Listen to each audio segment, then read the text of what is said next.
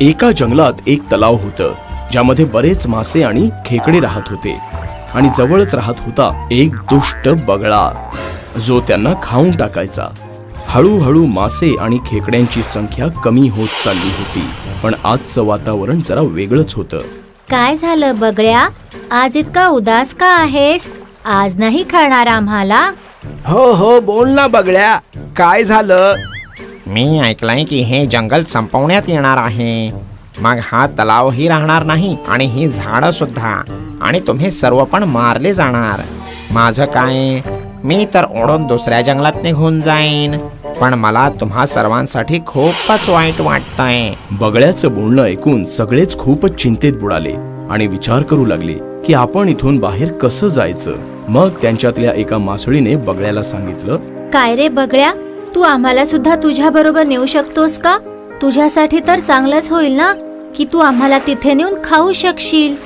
मासळीने विचार केला की एकदा का बगळ्याने त्यांना दुसऱ्या तलावात नेऊन सोडलं की बाकीचं मग बघू पुढच्या पुढे। पण मी तुम्हा सर्वांना एकत्रच तिथे नाही घेऊन जाऊ शकत, तुम्ही सर्व एकत्र माझ्या चोचीत नाही मावणार। काही बिघडत नाही, तू एक एक करून आम्हाला घेऊन जा। हो, जोपर्यंत तू एकाला तिथे सोडून येशील तोपर्यंत आम्ही तुझी इथेच वाट बघू।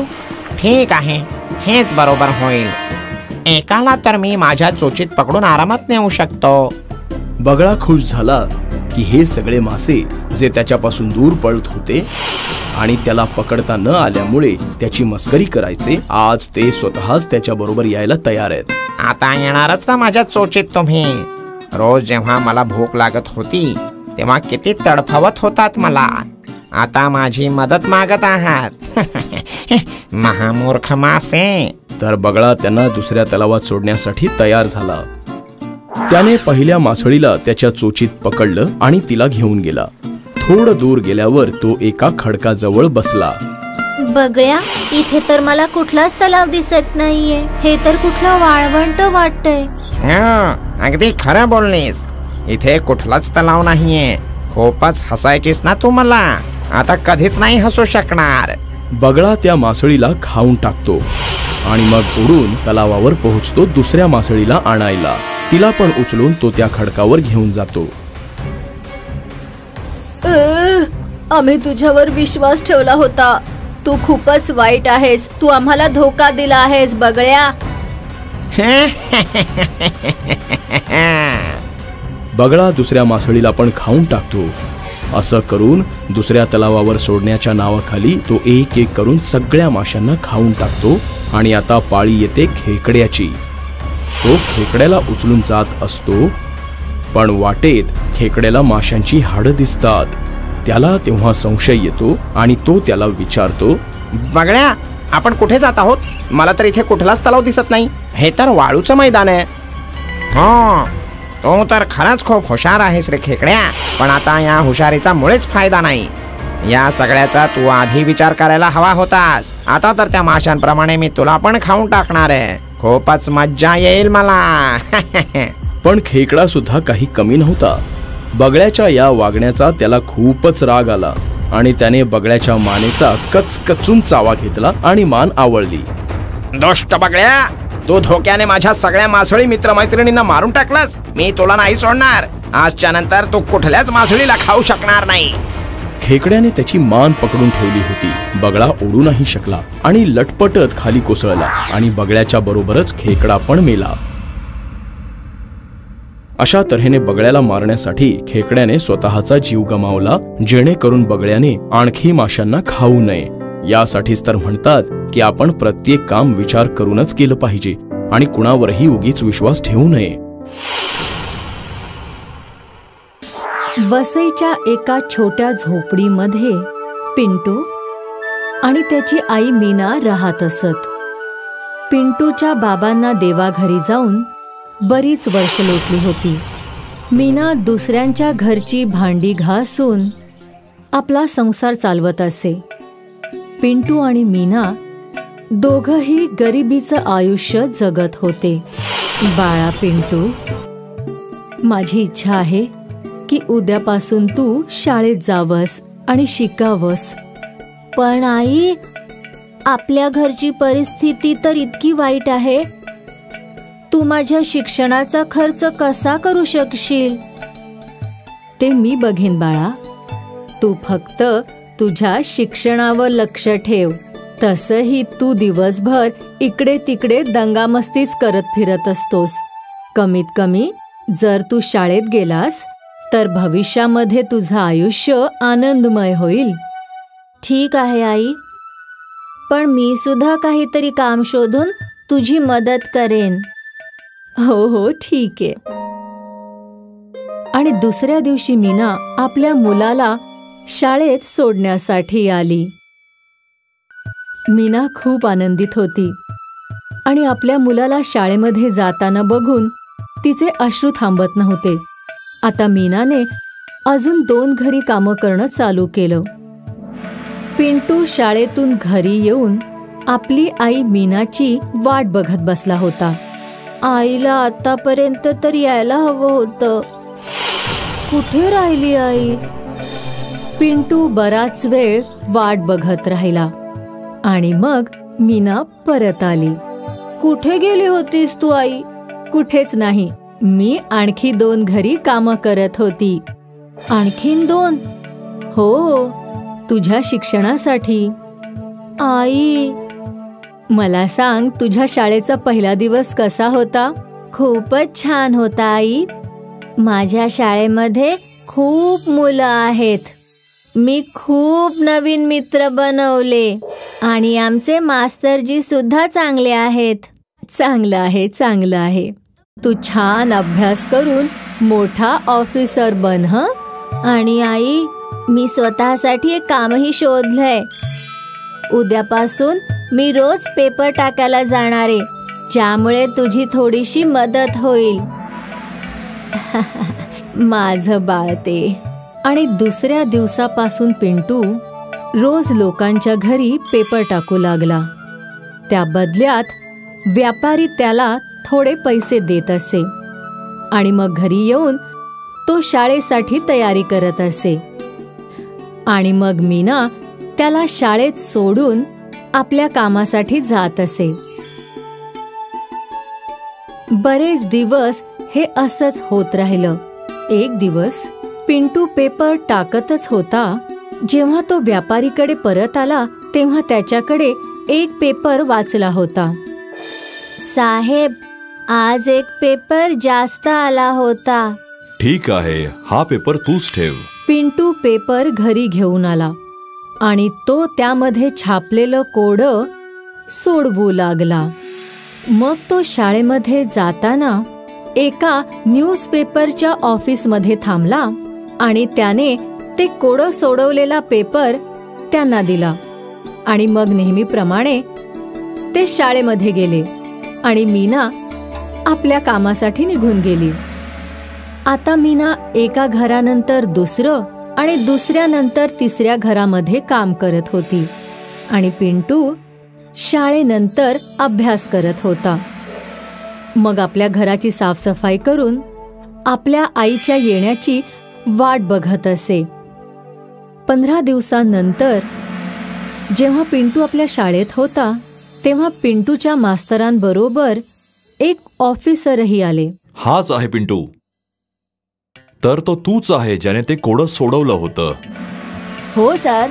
तू खूपच बुद्धिमान आहेस. त्या दिवशीचं ते कोडं तू फक्त एकटाच सोडवू शकला होतास.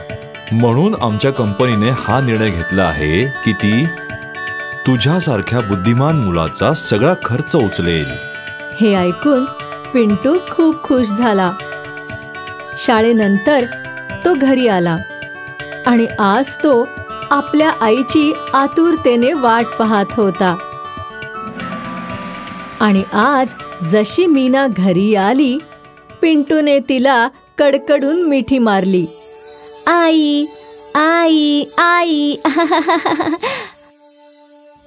अरे, काय झालं? आई, आता तुला जास्त काम करण्याची गरज नाही. आणि असं का रे? कारण त्या पेपरवाल्या कंपनीने मला स्कॉलरशिप दिली आहे. म्हणजे आता माझ्या पूर्ण शिक्षणाचा खर्च ते बघणार. मीना भावूक झाली. तिने पिंटूला मिठी मारली आणि आनंदाने रडू लागली. ही गोष्ट आपल्याला हे शिकवते की मेहनतीचं आपल्याला नेहमीच फळ मिळत असतं. ही स्कॉलरशिप मीना आणि पिंटूच्या मेहनतीचंच फळ होतं.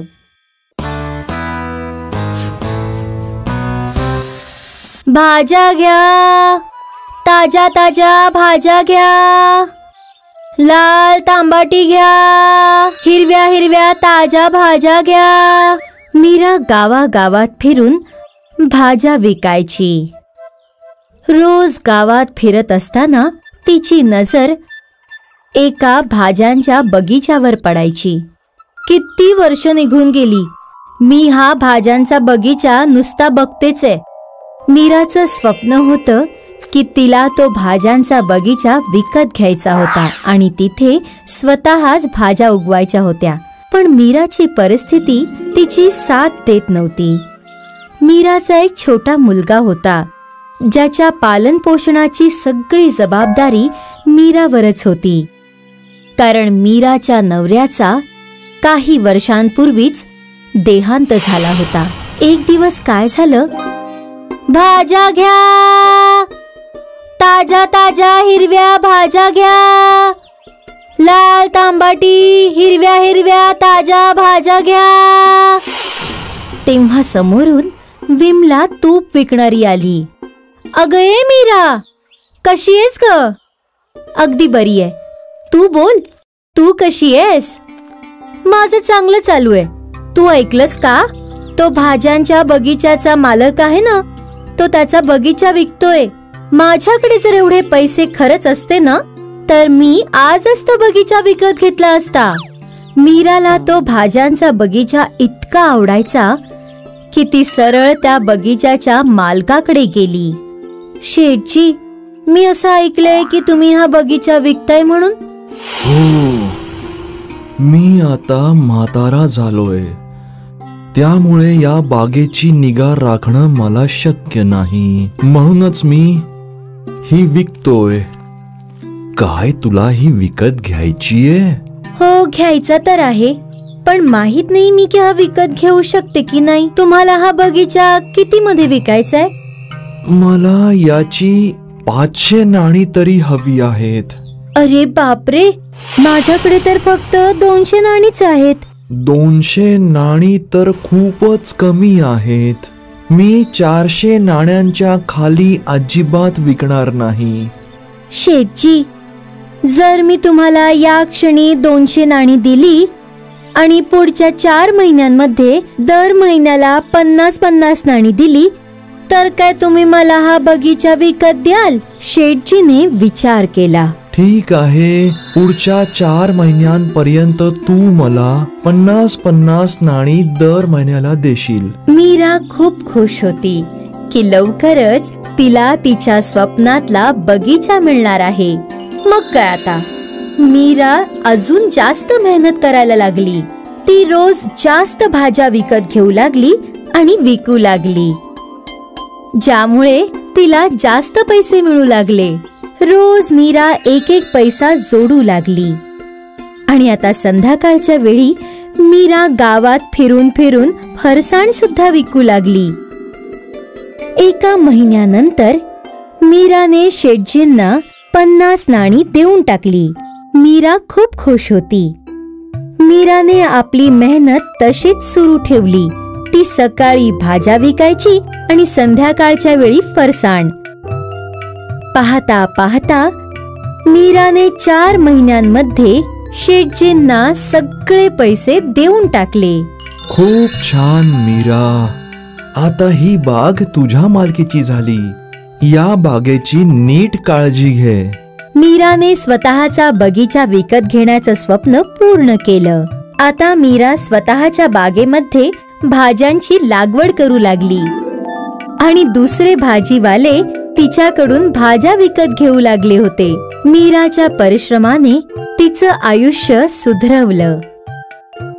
तिचा मुलगा सुद्धा आता चांगल्या शाळेत शिकू लागला होता आणि मीराचं आयुष्य सुखद झालं. म्हणूनच म्हणतात ना, मेहनत करणाऱ्यांची कधीच हार होत नाही.